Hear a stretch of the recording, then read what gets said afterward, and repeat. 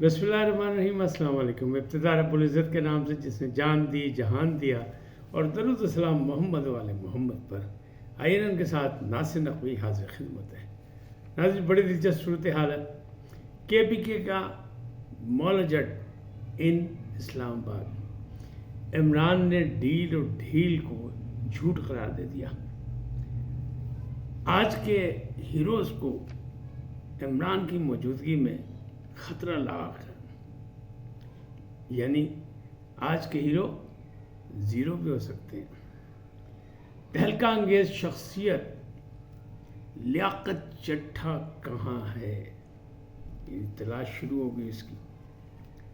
شوکت بسرا کے لیے ایک اور عدالتی جھاڑ۔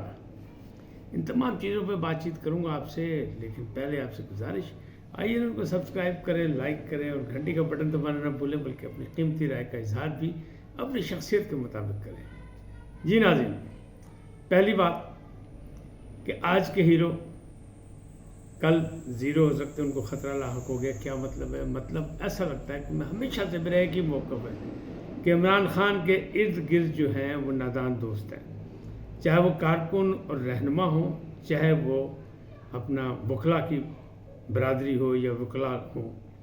آپ یہ دیکھیں کہ اسلام آباد میں نیب کا کیس تھا 190 ملین کا، وہاں وکلا موجود تھے، لیکن جہاں 5 رکنی بینچ پشاور میں مخصوص نشستوں کا آج کیس سن رہا تھا، سماعت ہو رہی تھی، وہاں ان کا کوئی وکیل نہیں کیا۔ تو ایسا لگتا ہے کہ جان بوجھ کے یہ تمام کیسز میں جو ہے یہ کوتاہی کرتے ہیں، کیونکہ ایسا کہ ان کو شک ہے کہ اگر عمران باہر آ گیا تو یہ سارے ہیرو جڑے بڑے بڑے تصویروں کے نال چھپ رہے ہیں، بڑے بڑے بیان ان کے چینلز پہ چل رہے ہیں، تو یہ تو زیرو ہو جائیں گے۔ لگتا ہے ان کو یہ خطرہ لاحق ہے، اس لیے جناب یہ کوتاہیوں کا مظاہرہ کر رہے ہیں، اور صرف زبانی کلامی جو ہے نا وہ بہادری کی داستان رقم کر رہے ہیں، باقی کچھ بھی نہیں۔ یعنی قانون کے تحت کیس کو لڑ نہیں رہے، ان کو سیاسی انداز میں لڑ رہے ہیں، اور جو دستاویزات جو چیزیں چاہیے اس کی بات نہیں کرتے۔ کہ آپ یہ سوچیں کہ بڑا کیس کون سا تھا؟ بڑا کیس تھا مخصوص نشستوں کا، جہاں سنی اتحاد کونسل کی مخصوص نشستوں کا دعویٰ کیا ہوا تھا خود سے، وہاں نہیں گئے، وہاں 5 رکنی بینچ جو تھا وہ سن رہا تھا اسے، اور عدالت نے بڑی ناراضگی کا اظہار کیا کہ یہ کیا چکر ہے، کون ہے؟ تو وہاں قاضی انور صاحب نے وقت مانگ لیا، وہ ان کے نمائندہ تھے، انہوں نے کہا جی وہ لوگ اسلام آباد میں مصروف ہے نیب عدالت میں۔ حالانکہ عام طور پہ ہوتا ہی ہے کہ چھوٹی عدالت کو چھوڑ دیا جاتا ہے، بڑی عدالت میں جایا جاتا ہے، لیکن یہاں جناب ہائی کورٹ کو چھوڑ دیا گیا، نیب کی عدالت میں گیا ہے، پہنچ گئے۔ علی ظفر صاحب بھی نہیں گیا اور کوئی بھی نہیں گیا وہاں، تو وہاں صرف ایک قاضی انور، انہوں نے وقت مانگا تو کل کا وقت ان کو ملا ہے، لیکن جو سرکاری وکیل تھے انہوں نے اپنی دلائل مکمل کرنے کی کوشش کی، انہوں نے بہت سی باتیں کی۔ انہوں نے کہا جناب جو جماعت پارلیمانی پارٹی ہے ہی نہیں، جس کی کوئی نشست ہی نہیں ہے اسمبلی میں، جس نے الیکشن ہی نہیں لڑ رہا، سیٹیں تو اس کو ملیں گی مخصوص، جس نے کوئی الیکشن لڑا ہوگا، کوئی سیٹ جیتی ہوگی، جب وہ ہے ہی نہیں پارلیمانی پارٹی، پارلیمان میں ہی نہیں ہے، تو اس کو کیسے دے دیا جائے؟ بہرحال بات کل پہ چلے گی، یعنی آج پہ، آج اس کی سماعت دوبارہ ہوگی۔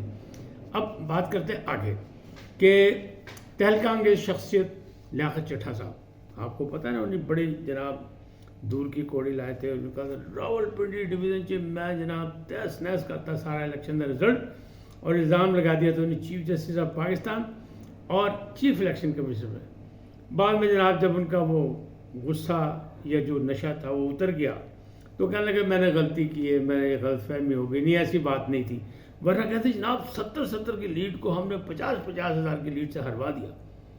بعد میں جناب رولا پہ گیا، اپڈیٹ ہو گیا، شاید سافٹ ویئر اپڈیٹ ہو گیا، کیا ہو گیا کیا نہیں، لیکن ان کی نوکری تو گئی اور ان کی محبتیں جو تھیں وہ رہ گئیں اور وہ مار کھا گئے۔ لیکن اب ایک صاحب نے کیس کیا ہے عدالت میں کہ جی میرا مقدمہ درج نہیں ہو رہا ہے، انہوں نے اتنا بڑا تہلکہ مچایا تھا لیاقت چٹھا صاحب نے، اور میں گیا تھانے نے ان کے خلاف فوجداری کا مقدمہ درج کرانے، تو انہوں نے مقدمہ درج نہیں کیا۔ جناب عدالت نے کمشنر صاحب کو بلایا، انہوں نے پوچھا کتنے لیاقت چٹھا، لے آؤ جناب، ان کے خلاف تو مقدمہ درج ہونا ہے، کیسے نہیں ہوگا، میں آرڈر کرنے لگا۔ تو انہوں نے کہا جی ہمیں تو پتہ ہی نہیں کہ لیاقت چٹھا صاحب ہے کہاں. عدالت نے کہا 15 اپریل کو ان کو لا کے پیش کیا جائے. اچھا دوسری جانب ایک اور وہ جناب فیصل جاوید صاحب، انہوں نے بنی گالا میں کوئی صحافیوں سے بدتمیزی کی تھی، ان کو دھمکیاں دی تھی صاحب، ان کے خلاف بھی ایک کیس تھا. اور یہ ٹائم دے آگے چل کے بات کر لیتے ہیں، یہ ہے وہ ہے، لیکن عدالت نے کہا نہیں، ان پر فرد جرم لگ گئی. اب گواہان طلب کر لیے گئے. یعنی عدالتی کیس بھی ساتھ ساتھ چل رہے ہیں اور معاملات یہ ہے. اب آج 190 ملین کا جو یعنی کل کے دن، یعنی کل جب 190 ملین پاؤنڈ کا کیس چلا تو اس کے بعد میڈیا کے کچھ لوگ تھے، آدھی درجن جرنلسٹوں کو اجازت ملی تھی وہاں جانے کے ڈیالہ جیل میں. تو ان سے بات چیت کرتے ہوئے عمران خان صاحب نے کہا کہ حکومت جھوٹی، جعلی حکومت، اس کے تمام اندازے، تمام کاروبار سب جھوٹا، اور کوئی ڈیل نہیں، کوئی ڈھیل نہیں، کوئی کچھ نہیں، کوئی سیکورٹی کا مسئلہ نہیں ہے. زبردستی مجھ سے صرف پابندیاں روکی گئی ہیں، مجھ سے ملاقاتوں کو روکا گیا ہے، اس لیے یہ سارا کچھ ڈھونگ رچایا جا رہا ہے، ورنہ کوئی ایسا مسئلہ نہیں ہے. حالانکہ ماضی میں خود کہتے رہے کہ میری جان کو خطرہ ہے، اور جس طرح وہ عدالتوں میں جاتے تھے اسپیشل سیکورٹی اور اسپیشل سر پہ وہ چڑھا کے، اور یہ سارا کچھ سب کے سامنے، اس کو دہرانے کی ضرورت نہیں ہے. لیکن اب وہ کہتے ہیں یہ سارا کچھ ڈرامہ ہے، ڈھونگ ہے. آپ کو یاد ہوگا 2 دن پہلے لاہور میں نے ولاگ میں بھی بات یہ بتائی تھی کہ علیمہ باجی نے یہ کہا تھا کہ جناب ہم سے پس پردہ رابطے کیے گئے اور ہمیں کہا گیا صرف ایک ہی شرط ہے، ایک ہی مطالبہ کیا گیا کہ خاموش، بولنا نہیں، زبان درازی نہیں، تو سارا معاملہ ٹھیک ہو جائے گا، عمران باہر آ جائے گا، سارے معاملہ ٹھیک ہو جائیں گے، مقدمات ختم ہو جائیں گے. لیکن ہم نے کہا نہیں، عمران کہتا ہے کہ مزاحمت کی سیاست کرنی ہے، ہم نے سیاسی بات کرنی ہے، ہمیں مینڈیٹ ہمارا چوری کیا گیا، ہمیں مینڈیٹ واپس دے جائے، لہذا ہم نے انکار کر دیا. آج عمران خان صاحب نے یہ کہہ دیا میڈیا سے کہ ایسی کوئی بات نہیں، نہ کوئی ہمیں ڈھیل دینے کو تیار ہے، نہ ہم سے کوئی ڈیل کرنے کو تیار ہے، تو ہم سے رابطے کوئی نہیں کر رہا، بات ہی کوئی نہیں کرنا چاہتا. تو یہ سب جھوٹ ہے. یہ انہوں نے باجیوں نے کہا تھا علیمہ باجی جھوٹی ہے، وہی کہہ رہے ہیں، ہم نہیں کہہ سکتے ہیں، ہم کون ہوتے ہیں کہنے والے. بہرحال مطلب یہی نکلا. مطلب اب شوکت بسرا کی سن لیں. شوکت بسرا صاحب گئے ایک عدالت میں، ہائی کورٹ میں، وہاں انہیں جناب بڑھ بڑھ کے بات کرنے کی کوشش کی. انہوں نے کہا آپ کدھر جناب؟ اور کہا جناب میں وکیل ہوں، ہائی کورٹ کا وکیل ہوں. انہوں نے کہا جناب آپ کا گاؤن کہاں ہے؟ انہوں نے کہا نہیں وہ تو نہیں ہے، لیکن میں کورٹ ڈریس میں ہوں. انہوں نے کہا نہیں بھائی پاسوں کے سائڈ سے بھائی ہو. جج صاحب سے وہ کہنے لگے کہ جناب میں ہائی کورٹ کا وکیل ہوں، باہر منتخب سینیٹر، قومی اسمبلی کے ارکان باہر کھڑے، ان کو اندر آنے نہیں دے رہے. انہوں نے کہا جناب آپ کو کہہ دیا پاس ہو کے ایک سائڈ تو چھپ کر کے بھائی ہو. یاد ہوگا آپ کو ہمارے دوست شوکت بسرا کو چیف جسٹس آف پاکستان نے بھی کہا تھا، وہاں بھی روسٹم پہ چلے گئے تھے بولنے کے لیے. کہا کدھر؟ میں نے کہا ہائی کورٹ کا وکیل. کہا یہ سپریم کورٹ ہے، یہاں آپ کہاں سے آ گئے؟ تو یہ چونکہ دلیر آدمی ہے اور آؤٹ اسپوکن ہے، لہٰذا کوشش کرتے ہیں، اور سیاسی آدمی ظاہر ہے. تو انہوں نے کہا نہیں جی، انہیں سائڈ ایک سائڈ سے بٹھاتا. دوسری جھاڑ بھی مطلب ان کے نصیب بن گئی کہ پہلے سپریم کورٹ سے، اب ہائی کورٹ سے بھی انہیں ایک جھاڑ مل گئی. اب آتے ہیں اگلی بات پہ. اگلی بات یہ ہے کہ وہ جو کہا جا رہا ہے، میں نے پہلا جو بات کی کہ کے پی کے کا مولجٹ ان اسلام آباد، جناب پی ٹی آئی کو بہت امیدیں تھیں علی امین گھنٹا پور سے، اور ان کی بڑکیں، ان کی باتیں، ان کے جناب دھمکیاں سب کچھ سامنے. لیکن ابھی جمعہ 8 دن ہوئے جناب، وہ کہتے ٹکر کے لوگ ٹکرائیں گے تو لگ پتہ جائے گا. تو بھاجی ہوتے لگ پتہ گیا کہ پتہ ہی لگا کہ وزیر اعلیٰ بن کے کام نہیں چلے گا، صوبے کو چلایا کیسے جائے گا. تو وفاق کو انہوں نے خط لکھ دیا کہ جناب ہم نے ملاقات کرنی ہے، اور جناب انہوں نے ملاقات بھی کر لی وزیر اعظم سے.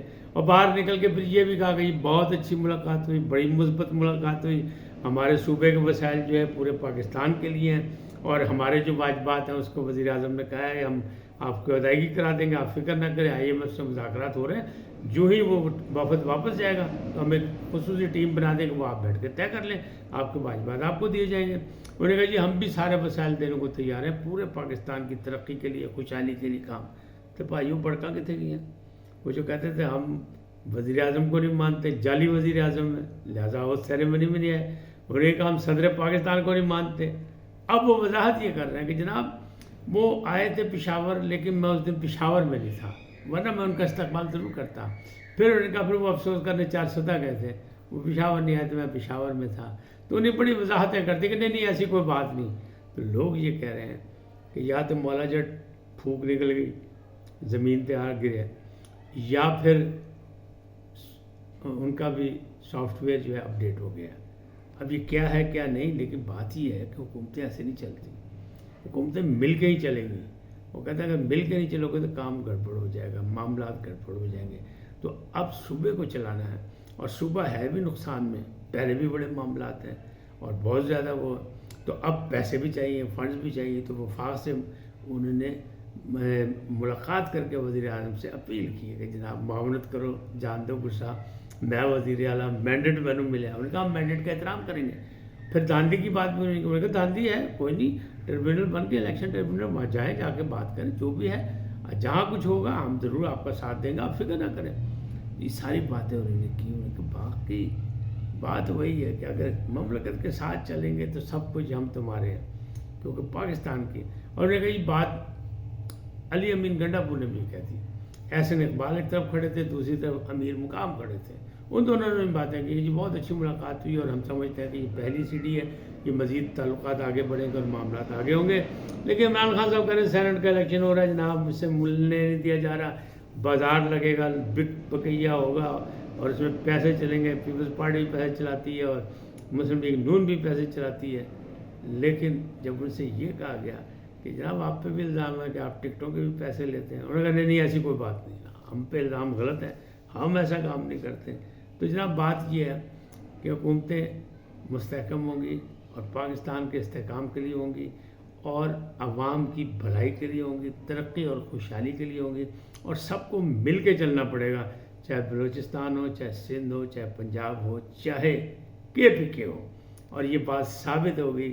علی امین گنڈاپور نے وزیر اعظم سے ملاقات کر کے بتا دی کہ جناب خان کا بیانیہ اپنی جگہ, ہم اس کے ساتھ ہیں, ہم اس کے سپاہی ہیں, لیکن بھائی صوبہ بھی تو چلانا, ساری مدد کرو, سانو فنڈ دو.